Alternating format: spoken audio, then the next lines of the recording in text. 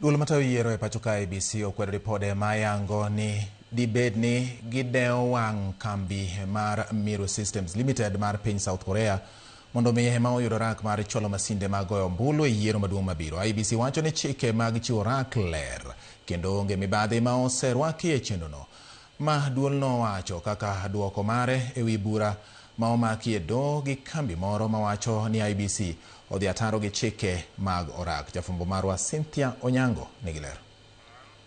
Jatend duond bura ma DCP Rigathi Gachagua olando ni en kod maling'ling ni duol matayo yiero pacho ka IEBC deo wang' kambi moro miluongo ni Miru Systems Limited mondo kaw rak mar chiwo masinde mag yiero ka koro ting'no imayo kambi mar Smartmatic. Wach makata kamano duol mar IEBC oke godo kendo wacho ni ok en adieri ni mar chike mag orak kod okenge ma kembe owinjore oluw mag tayo tijno ler maonge mibadhi.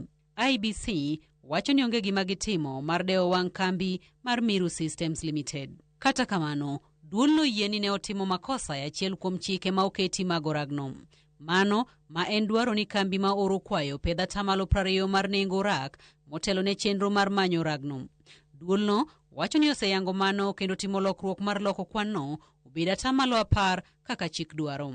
E bura mantiere doho ma ochwal gi kambi mar Galadriel Investments Limited, kambino ywak ni chenro mar chiwo oragno mane olandi tarik 11 dweni mar aboro opong' kod mibadhi kendo dhi ataro gi pen chik namba 227 mar katiba.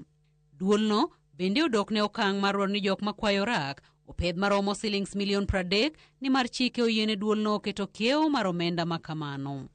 To ewi penjo mar kanitie kembe ma pacho kama bende ochwalo kwayo mar dwaro yudo ragno, IEBC wacho ni oketo chike machiwo thuolo ne kembe ma pacho ka mondo mi obed e chenro no.